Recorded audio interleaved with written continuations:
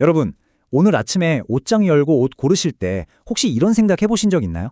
아, 이 옷을 이루고 있는 아주 미세한 구조는 대체 어떻게 생겼을까? 보통은 색깔이나 핏만 보고 고르잖아요. 그쵸? 그런데 사실 우리가 입는 이 평범한 옷들 속에는 정말이지 놀라운 구조공학의 비밀이 숨겨져 있습니다.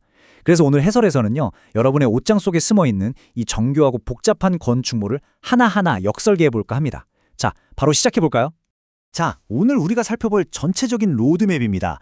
먼저 1장, 직무를 이루는 아주 미세한 뼈대부터 짚어보고요. 2장에서는 기본 3원 조직, 3장에서는 화려한 무늬 직물의 세계를 거쳐서 마지막 4장, 3차원적인 독특한 질감까지 쭉 한번 훑어볼 예정입니다.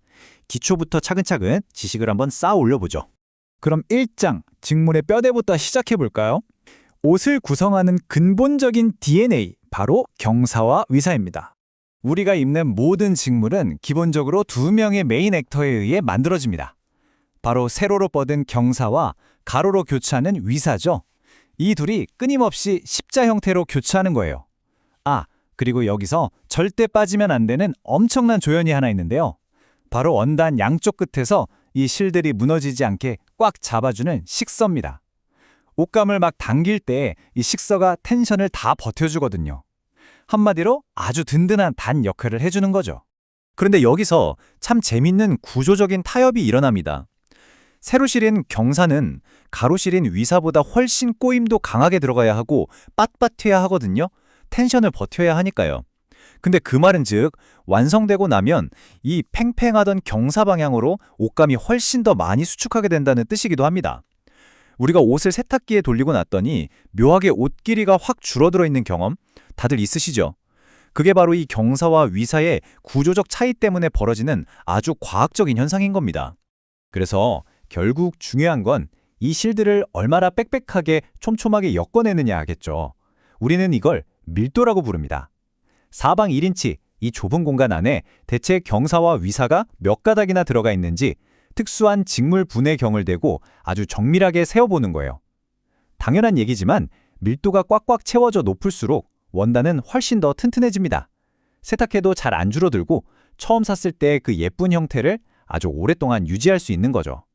다음은 2장, 옷장의 기초인 기본 3원 조직입니다. 실들이 교차하면서 만들어내는 본격적인 타협의 결과물들이죠. 앞서 말씀드렸듯 직물공학은 정말이지 끊임없는 타협의 연속이에요. 구김에 강한지, 얼마나 튼튼한지, 또 광택은 얼마나 나는지. 이 세 가지 필수 요소를 두고 평직, 수자직, 능직, 이 세 가지 기본 조직이 서로 어떻게 장단점을 주고받는지 한눈에 싹 비교가 되실 겁니다. 가장 베이직한 건 역시 평직입니다. 태비직이라고도 부르는데요. 아주 단순한 체스판 패턴이라고 보시면 돼요. 여러분 옷장에서 제일 열이라는 듬직한 일꾼 같은 존재죠. 우리가 흔히 입는 옥스퍼드 셔츠나 포플린, 브로드 원단이 다 이 평직이거든요. 정말 튼튼하고 실용적이긴 한데 치명적인 단점이 하나 있죠. 구조상 좀 뻣뻣하고 구김이 진짜 너무 쉽게 생깁니다. 그럼 능직은 뭘까요? 이건 정말 쉽습니다. 지금 혹시 청바지 입고 계시다면 당장 그 데님 표면을 한번 만져보세요. 대각선으로 쫙 뻗은 특유의 사선 무늬가 느껴지시죠? 사문직이라고도 하는 이 조직은 이런 사선 구조 덕분에 오염도 잘 안 보이고요. 실을 아주 촘촘하게 밀도 높게 짤 수 있어서 외관도 참 예쁩니다. 게버딘이나 헤링본 같은 매력적인 원단들이 다 이 능직에 속합니다. 그런데 이 스펙트럼의 완전 반대편에는 수자직, 그러니까 주자직이라는 녀석이 있습니다. 얘는 평직이 가진 최고의 장점인 내구성을 그냥 과감하게 포기해버려요. 그 대신 뭘 얻었냐? 엄청나게 눈부신 광택, 그리고 차르르 떨어지는 극강의 부드러움을 얻었죠. 왜냐면 실이 십자로 묶이는 조직점 자체가 다른 직물에 비해 훅 졌거든요. 피부에 닿는 느낌은 정말 환상적인데 어디 살짝만 스쳐도 올이 쉽게 상할 수 있다는 거. 이게 바로 수자직이 선택한 타협점입니다. 자, 이제 3장. 화려한 무늬 직물의 세계로 넘어가 보겠습니다. 단순했던 격자 구조가 얼마나 멋지게 진화하는지 보시죠. 원단에 무늬를 넣을 때 쓰는 두 가지 대표적인 방식을 좀 비교해 볼게요. 도비직이라는 건 실을 들어올리는 장치를 한 16개에서 32개 정도만 쓰는 비교적 심플한 기계식 셋업입니다. 깅엄 체크나 버즈아이처럼 작고 앙증맞게 반복되는 패턴을 짤 때 주로 쓰죠. 반면에 자카드직은 이건 정말 차원이 다릅니다. 기계 자체가 엄청 복잡하고요. 다마스크나 양단처럼 섬세하고 럭셔리한 무늬를 원단 자체에 아예 새겨 넣어버리는 그야말로 고도의 예술적인 직조 기술이라고 할 수 있습니다. 그럼 여기서 궁금해집니다. 구멍이 송송 뚫려 있어서 바람은 잘 통하는데 옷 모양은 흐트러지지 않고 탄탄하게 유지되는 원단은 대체 어떻게 짜는 걸까요? 정답은 바로 사직과 여직이라는 엮음 방식에 있습니다. 이 구조를 자세히 들여다보면요. 세로실과 가로실이 그냥 위아래로 얹혀 있는 게 아니라 아예 꽈배기처럼 서로를 단단하게 확 움켜쥐고 있어요. 실이 옆으로 밀리거나 풀리래야 풀릴 수가 없게 물리적으로 꽉 잡아주는 거죠. 그래서 구멍이 숭숭 뚫려 있는데도 모양이 안 망가지는 겁니다. 우리나라 전통 직물 중에 갑사나 항라 같은 원단들이 바로 이 기가 막힌 공학을 보여줍니다. 자, 여기서 아주 흥미로운 질문 하나 던져볼게요. 우리는 지금까지 평평한 2차원 원단들만 봤잖아요. 그런데 만약에 표면이 푹신푹신하거나 입체적으로 오돌토돌하게 튀어나온 3차원 원단을 만들고 싶다면 이 평면적인 배틀 위에서 대체 무슨 마법을 부려야 하는 걸까요? 그 해답을 4장에서 찾아보겠습니다. 3차원적인 텍스처를 만들어내는 독특한 질감, 바로 첨모와 축면 기술입니다.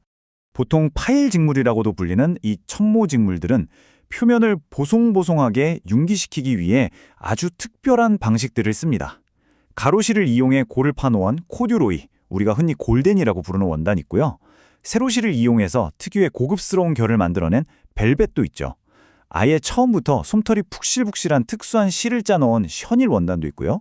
물을 쩍쩍 빨아들이려고 실을 고리 모양으로 일부러 빼놓은, 여러분이 매일 아침 얼굴 닦는 그 타월도 바로 이 파일 직물의 놀라운 구조적 성과 중 하나입니다. 그럼 이번엔 표면이 자글자글 오돌토돌한 축면 직물, 그중에서도 끝판왕인 징크레이프를 볼까요? 찰랑거리는 조제 블라우스 한번 떠올려 보세요. 이건 실 자체를 아주 비비 꼬아놓은 강연사라는 걸 씁니다. 실이 하도 꼬여 있으니까 자기들끼리 막 비틀어지려는 힘 때문에 원단 표면이 오돌토돌해지는 거예요. 신축성은 기가 막히게 좋지만 물에 닿는 순간 확 쪼그라들어 버리는 아주 까칠하고 예민한 성격을 가진 원단이기도 하죠. 반면에 여름 셔츠 하면 딱 떠오르는 시어서커는요.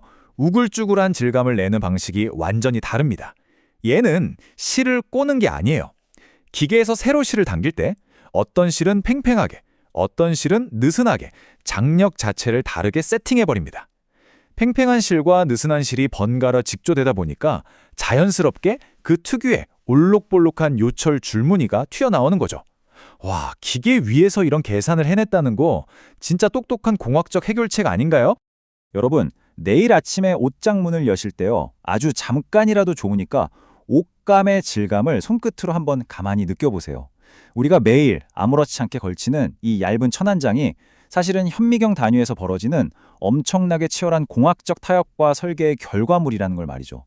자, 옷 속에 숨겨져 있던 이 거대하고 정교한 건축물을 알게 되신 지금, 내일 아침 여러분의 옷장은 과연 어떤 새로운 경이로움으로 다가올까요? 오늘 해설은 여기서 마치겠습니다.